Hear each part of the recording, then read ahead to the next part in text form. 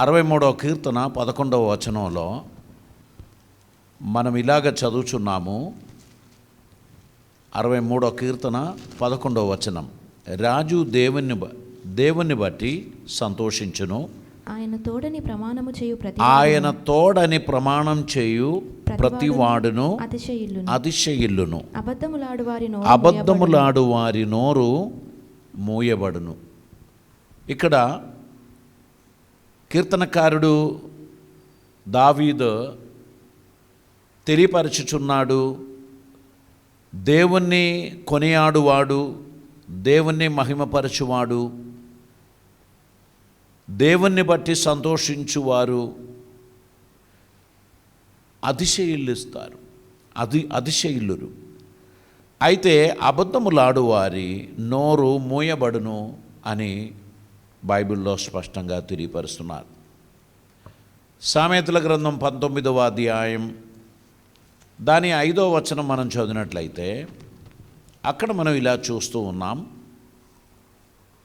19వ అధ్యాయం 5వ వచనం, కూట సాక్షి శిక్ష నొందకపోడు, అబద్ధములాడువాడు తప్పించుకొనడు. కూట సాక్షి శిక్ష నొందకపోడు, అబద్ధములాడువాడు తప్పించుకొనడు.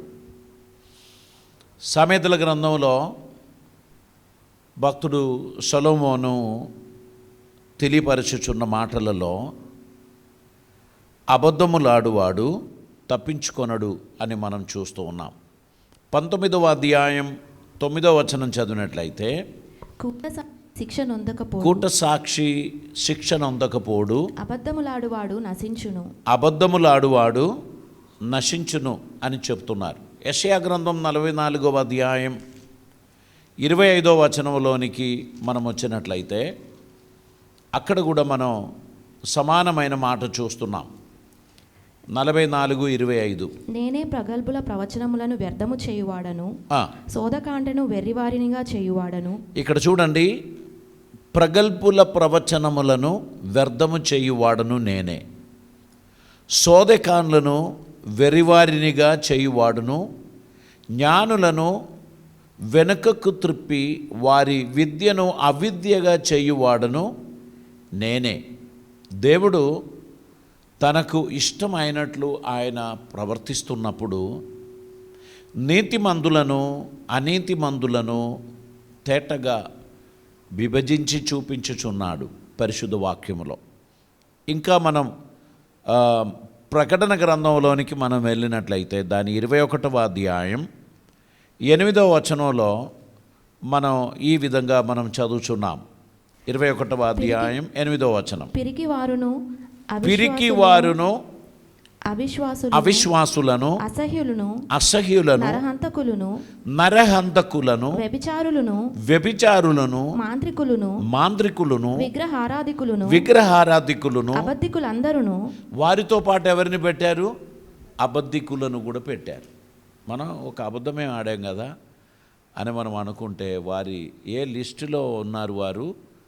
వారు పిరికివారు, అవిశ్వాసులు, అసహ్యులు, నరహంతకులు, వ్యభిచారులు, మాంత్రికులు, విగ్రహారాధికులు, దెన్ అబద్ధికులు.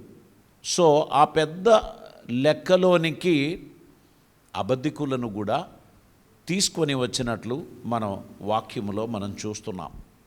కాబట్టి దేవుని వాక్యం మనకు హెచ్చరిక చేస్తూ మనము నీతి న్యాయమును ఇష్టపడు వారిగా దేవుని కృపలో మనం నడవాలని దేవుడు కోరుచున్నారు. 22వ అధ్యాయం ప్రకటన గ్రంథం 15వ వచనంలో కుక్కలను, మాంత్రికులను, వ్యభిచారులను, నరహంతకులను, విగ్రహారాధికులను, అబద్ధమును ప్రేమించి జరిగించు ప్రతివాడును వెలుపల ఉండును అని వాక్యం సెలవిచ్చుచున్నారు. సో ఈ పెద్ద లిస్టులో ఎవరిని కూడా పెట్టారు? అబద్ధికులను కూడా పెట్టారు. మనము పరిశుద్ధ వాక్యాన్ని పరిశీలన చేస్తున్నప్పుడు అనేక మంది సందర్భాలను బట్టి అబద్ధమాడి వారు పట్టుబడ్డారు. వారు చేయకూడదని చెప్పిన కార్యం చేసి అడిగినప్పుడు దానికి ఏదో ఒక సాకు చెప్పి తప్పించుకుందాం అనుకుంటే దేవుడు వారిని అప్రిషియేట్ చేయలేదు. ఉదాహరణగా ఆదికాండం 3వ అధ్యాయం 4వ వచనం మనం చదువుతున్నటువంటి సమయంలో ఆదాము హవ్వ వారిని మనం చూస్తున్నాం.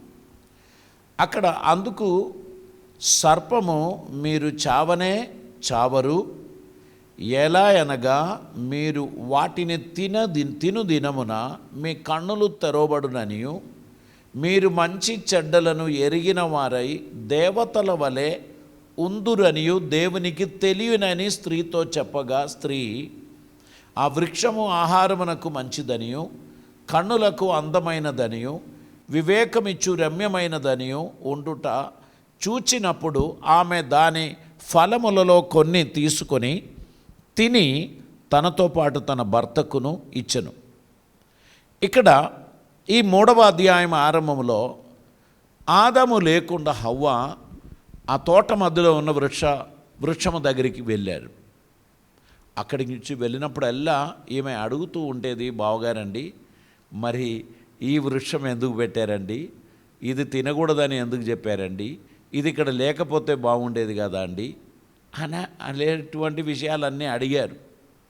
అప్పుడు చెప్పారు, చూడమ్మా అన్నీ తినమన్నారు, మనకు ఈ తోటలో ఉన్న సమస్త వృక్షఫలం మీరు తినవచ్చు, ఈ ఒక్క వృక్షఫలమే తినకూడదని మనకు చెప్పారు.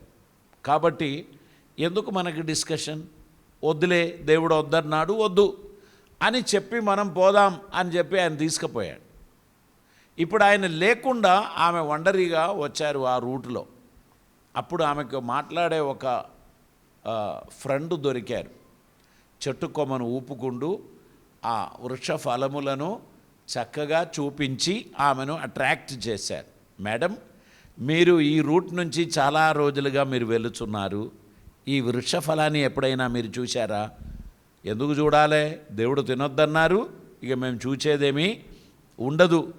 అయితే నేను ఇప్పుడు మీకు చెప్తున్నాను, ఈ వృక్షఫలం తినిన రోజు మీరు దేవుని పోలికగా మారుతారు అని ఎవరికి తెలుసు? దేవునికే తెలుసు అని చెప్పి ఈమెను అట్రాక్ట్ చేశారు. ఈరోజు షాపింగ్ ప్లేసెస్లో మనం వెళ్తే 60% డిస్కౌంట్, 90% డిస్కౌంట్, 70% డిస్కౌంట్ ప్లస్ 10% అదనంగా డిస్కౌంట్, ఇట్లాంటివన్నీ చెప్తారు. మీకు ఐసిఐసిఐ కార్డు ఉన్నట్లయితే ప్లస్ 10%, హెచ్డిఎఫ్సి కార్డు ఉన్నట్లయితే ప్లస్ 20%. ఇలాగా మనుషులను ఆకర్షించి ఆ షాపులో ఉన్న వస్తువులు కొనుగోలు చేయడానికి మనల్ని ఆకర్షిస్తూ ఉంటారు. ఎవ్వరు కూడా నష్టపోయి ఊరిలో ఉన్న వారికి అందరికీ సేవ చేస్తారని అనుకోవడానికి లేదు. కాబట్టి ఇటువంటి ఆ అడ్వర్టైజ్మెంట్కు అట్రాక్ట్ అయ్యి లోపలకు వెళ్ళినటువంటి వారు చేయి నిండా వస్తువులు కొనుక్కొని బయటికి వచ్చి నవ్వుకుంటూ చాలా సంతోషంగా ఇంటి వారికి అందరికీ కూడా చెప్తారు, చాలా తక్కువలో నాకు ఇవి దొరికింది అని చెప్పి సంతోషిస్తారు. కొద్ది రోజుల తర్వాత అది చినిగిపోవడమో అది పనికి రాకుండా పోవడమో జరిగినప్పుడు ఇవన్నీ ఓల్డ్ ఐటమ్స్ పనికిరానిది నాకు అండగట్టారు అని మనం అనుకుంటాము. కానీ అప్పుడు మాత్రం మనం దీన్ని అనుకోం, మనం దాన్ని సంతోషంగా తీసుకొని వెళ్తాం. అక్కడల్లా అబద్ధమాడే మాటలు మనకు కనిపిస్తూ ఉంటుంది. ఇక్కడ ఈ సర్పం ఏం చేశారంటే, మీరు చావనే చావరు, అది అబద్ధం కదా. దేవుడు ఏమన్నాడు? తినకూడదు, తినిన రోజు మీరు చనిపోతారు. సర్పం ఒట్టేసి చెప్తున్నారు, మీరు చావనే చావరు. ఎవరైనా కొంచెం గట్టిగా చెప్తే వారి బాడీ లాంగ్వేజ్ని బట్టి, వారి ఫేస్ ఎక్స్ప్రెషన్ బట్టి మనం నమ్మేస్తాం కదా. ఇది కరెక్టే, ఇది ఎట్లయినా ఇది తీసుకోవాల్సిందే అని చెప్పి మనం తీసుకుందాం. ఈమె కూడా అలాగనే తీసుకున్నారు, ఆమె మోసపోయారు. ఇంకా మనం 4వ అధ్యాయంలోనికి వస్తే ఇద్దరు అన్నదమ్ములు, అక్కడ కాయిను హేబేలు, వారిద్దరు కూడా దేవునికి బలి అర్పించడానికి వెళ్ళారు. బలి అర్పించిన బలిలో దేవుడు సంతోషించాడు, తమ్ముని దేవుడు అప్రిషియేట్ చేశాడు, ఆయన బలిని దేవుడు స్వీకరించాడు. ఈ అన్నయ్యకు ఘనత దొరకలేదు. ఎవరైనా పక్కన ఉన్నోని అప్రిషియేట్ చేసి మన గురించి ఏం చెప్పకపోతే మన ఫీలింగ్ ఎలా ఉంటాయి?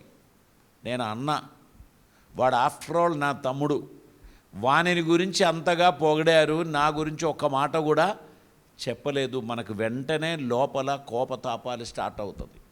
మనలని మనుషులు అప్రిషియేట్ చేయకపోతే మనం వారిని ప్రేమించం, అప్రిషియేట్ చేయకపోతే మనం వారిని పొగడం, వారితో ఫ్రెండ్షిప్ చేయం. మన మనసంతా కలుషితమై ఏ విధంగానైనా దీన్ని దెబ్బతీయాలని మనం ప్రయత్నం చేస్తూ పోతాం. కాబట్టి ఇక్కడ మనం గుర్తుపెట్టుకోవాల్సినది, మన జీవితంలో దేవుడు తన కృప అనుగ్రహించి మనల్ని నడిపించుచున్న ఈ జీవితంలో మనం దేవునికి ఇష్టలుగా నడవడానికి ప్రయత్నం చేయాలి. అదేవిధంగా దేవుడు ఆమోదించిన దానిని అప్రిషియేట్ చేయడానికి కూడా మనం ప్రయత్నం చేయాలి. ఒక నిష్కలంకుని మనం జైలు పాలు చేయొచ్చు, 10 మంది కలిసి సాక్ష్యం ఇస్తే సరిపోతాయి కదా. కోర్టుకి ఏం అవసరం? సాక్ష్యాధారం. సాక్ష్యం దొరికింది అంటే అతడు చేశాడో లేదో అది తర్వాత సంగతి. సాక్ష్యం నీకు వ్యతిరేకంగా ఉన్నది కనుక నువ్వు శిక్ష పడాల్సిందే. ఇప్పుడు మనుషులందరూ కూడా ఎలా చెప్తారు? అవును అవును పడాల్సిందే, నేను ఎప్పుడో నుంచి అనుకుంటున్నా పడాలని, ఇప్పుడు పడ్డది అని వారు సంతోషిస్తూ ఉంటారు. లోకం అలాంటి దిశలో వెళుతూ ఉంటారు. దేవుడు మాత్రం న్యాయమైన దానిని కనిపెడుతూ ఆయన సత్యమైన దానిని అప్రిషియేట్ చేస్తూ ఉంటారు. ఈ హేబేలు అభినందనలు పొందాడు, కాయినుకు పిచ్చి కోపం వచ్చింది. తమ్ముని ప్రేమగా తీసుకొని పొలంలోకి వెళ్ళారు. ఫ్రెండ్షిప్గా మాట్లాడి అక్కడికి వెళ్ళి ఏం చేశారు? వాని కొట్టి చంపారు. తోడబుట్టిన సహోదరుని అన్నయ్య కడ తీర్చాడు. దానికి కారణం ఏంటి తెలుసా? జలసి, అసూయ. మనకు అసూయ వస్తే ఏ విధంగానైనా ఒకరిని కడతీర్చడానికి మనం ప్రయత్నం చేస్తాం, ఒకరికి నష్టం చేయడానికి మనం ప్రయత్నం చేస్తాం, ఒకరి మంచి గుడ్ విల్ లేకుండా చేయడానికి ప్రయత్నం చేస్తాం. కానీ గుర్తుపెట్టుకోండి, దేవుని న్యాయపీఠం అనేది ఒకటి ఉన్నది, అది మౌనంగా ఉండదు. నీవు ప్రస్తుతం లోకంలో గెలిచావు కానీ దేవుని కోర్టులో నువ్వు గెలవవు. ఎందుకని? దేవుడు న్యాయమును నీతిని ఇష్టపడేవాడు, దానిని అప్రిషియేట్ చేసేవాడు. అందరూ కలిసి ఒకరి మీద కుట్ర పన్ని ఒక వ్యక్తిని బలి చేసినా దేవుడు మర్చిపోడు, దేవుడు విడువడు, దేవుడు ఆ విషయంలో మౌనం పాటించడు. కాయిను విషయంలో కూడా అదే జరిగింది. కాయినుతో దేవుడు అడుగుచున్న ఒక ప్రశ్న మనం 9వ వచనంలో చూస్తున్నాం. 4వ అధ్యాయం 9వ వచనంలో యెహోవా నీ తమ్ముడైన హేబేలు ఎక్కడున్నాడు అని కాయినును అడగగా అతడు ఏమన్నాడు? నేను ఎరుగను. నిజంగా నీవు ఎరుగవా? తీసుకుపోయి చంపి పాతిపెట్టి వచ్చినా కాలు చేతులు కడిగి టీ తాగుతున్నవాడు నాకు తెలియదు అంటున్నాడు. ఇప్పుడు హేబేల్ని ఎక్కడ తీసుకుపోయి చంపాడో ఏం చేశాడో ఎవరికి తెలుసు? కాయినుకు ఒకరికే తెలుసు. కానీ కాయిన్ ఏమన్నాడు? నాకు తెలియదు. ఈరోజు చాలా నేరాలు కూడా అలాగనే ఉంటాయి.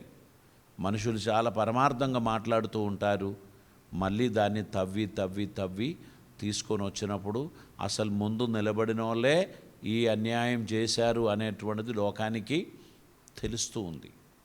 మనం గుర్తుపెట్టుకోవాల్సినటువంటి విషయం, ఈ లోకంలో మన జీవితం 70 సంవత్సరాలు, అధిక బలం ఉన్న ఎడల 80 సంవత్సరాలు, ఇంకో కొంచెం జాగ్రత్త పాటిస్తే 100 సంవత్సరాలు. ఆ తర్వాత ఇక్కడ మనం ఎవరం ఉండం, ఖచ్చితంగా మనం వెళ్ళిపోతాం. కొందరు యవన ప్రాయంలో పోతారు, కొందరు మధ్య వయస్కులుగా పోతారు, కొందరు పెద్దవారిగా పోతారు, కొందరు మాత్రం 100 ఇయర్స్ కంప్లీట్ చేసినాక పోతారు. 100 ఇయర్స్ కంప్లీట్ చేసిన వారిని ధన్యులని పిలుస్తారు లోకం. ఈ ధన్యుడు తిన్నగా నరకాగ్నిలోనికే పోతున్నాడు అనుకోండి, అదేం ధన్యత కాదు. ఇది ఒట్టిగానే అయిపోయినట్టు అనిపిస్తుంది. అక్కడ పోయిన తర్వాత అక్కడ మంట ఆరదు, పురుగు చావదు, అక్కడ బర్త్డేలు లెక్క పెట్టడానికి కూడా ఉండదంట. అక్కడ మళ్ళీ ఇన్ని సంవత్సరాలు అయింది నేను ఇక్కడ ఉండడానికి అని అనుకోవడానికి కూడా లేదు. అక్కడ కాలం సమయం లేదు. యుగ యుగములు అగ్నిగుండము, యుగ యుగములు ఆరని పురుగులు, వాటి మధ్యలో జీవించొచ్చిన మనిషికి టైం అనేది ఉండదు నరకంలో. ఇక్కడ టైం ఉంది భూమిలో. ఈ భూలోకంలో మనకు దేవుడు ఆయుష్ ఇచ్చాడు, డేట్ ఆఫ్ బర్త్ అని ఉంది, డేట్ ఆఫ్ డెత్ అని కూడా ఉంది కదా. మనం ఈ లోకంలోనికి వచ్చిన రోజు ఉంది, ఇక్కడి నుంచి వెళ్ళిపోయే రోజు ఉంది. ఇక్కడికి ఏడ్చుకుంటూ వచ్చాము, ఇక్కడి నుంచి ఏడిపించుకుంటూ పోతాం. మనం స్వయంగా ఏడవలేదు అని చెప్పిన వాళ్ళు ఎవరు ఇక్కడ లేరు. గిచ్చో కొట్టో ఏడిపించారు, ఏడిచ్చినందుకనే మనకు ఆరోగ్యం ఉంది. లేకపోతే మనకి ఏదో ఒక వీక్నెస్ మన మెదడులోనో మన నరాలలోనో ఉండిపోయేది, మనం అబ్నార్మల్గా ఉండేది. దేవుడు మనల్ని ఏడిపించి లోకంలోనికి పంపించాడు. ఇక్కడి నుంచి పోయేటప్పుడు మనం ఏడవం, కానీ మన పక్కన ఉన్న వాళ్ళందరూ ఏడుస్తారు. ఒక మంచి వ్యక్తి ఉండే, ఒక మంచి స్నేహితుడు ఉండే, చాలా ఆప్యాయంగా మాట్లాడేవాడు, కష్ట సమయంలో సహాయం చేసేవాడు, ఏదైనా ఒక సమస్య చెప్పుకుంటూ పోతే పోయిరా అని చెప్పకుండా వినడానికి మనసు చూపించేవాడు, ఎంతో కొంత సహాయపడేవాడు అని మంచి మాటలు మనుషులు చెప్తారు. కానీ ఏడవడం మాత్రం ఖచ్చితంగా ఒకసారి ఉండాల్సిందే. వచ్చినప్పుడు మనం ఏడవాలి. ఇలాగ ఇక్కడ జీవించినటువంటి మనం ఇక్కడి నుంచి ఖచ్చితంగా వెళ్ళిపోవాల్సిన వారమే. కనుక ఇక్కడ మనది ఏమీ పర్మనెంట్గా ఉండదు.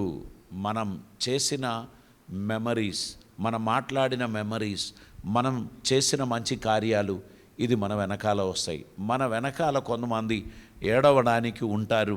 అయ్యో మంచి వ్యక్తి ఉండే, ఇటువంటి ప్రమాదం, ఇటువంటి పరిస్థితి ఎదురైంది కదా అని చెప్పి విలపించేవారు కొందరు, మంచి మాటలు చెప్పేవారు కొందరు మనకు ఉంటారు. కానీ ఇది ఖచ్చితంగా ఈ బాటలో మనం వెళ్ళవలసిందే. శుద్ధుడైన తండ్రి, కృపామేడువైన దేవా, నీకు వందనాలు. నీ సన్నిధి, నీ కృప మాకు దయచేసినందుకు స్తోత్రం. ఈ రాత్రి నీ సన్నిధిలో కూడి వచ్చినందుకు బిడ్డలందరినీ ఆశీర్వదించమని ప్రార్థిస్తున్నాం. కృపలతో నింపమని, అద్భుతములు జరిగించమని, ప్రతి వారిని కరుణించమని. ప్రభువా, ఒక పూట ఊటి కోసం జ్యేష్ఠత్వం అనే హక్కును అమ్మిన భ్రష్టుడైన ఏశావు వలె మేము ఉండకుండా, ఈ భూమి మీద మాకు లాభమైన దాన్ని నష్టమైనా పర్వాలేదు, దేవుని కోసం, భక్తి కోసం నిలబడడానికి నీ ధన్యత, నీ కృప మాకు దయచేయమని ప్రార్థిస్తున్నాం.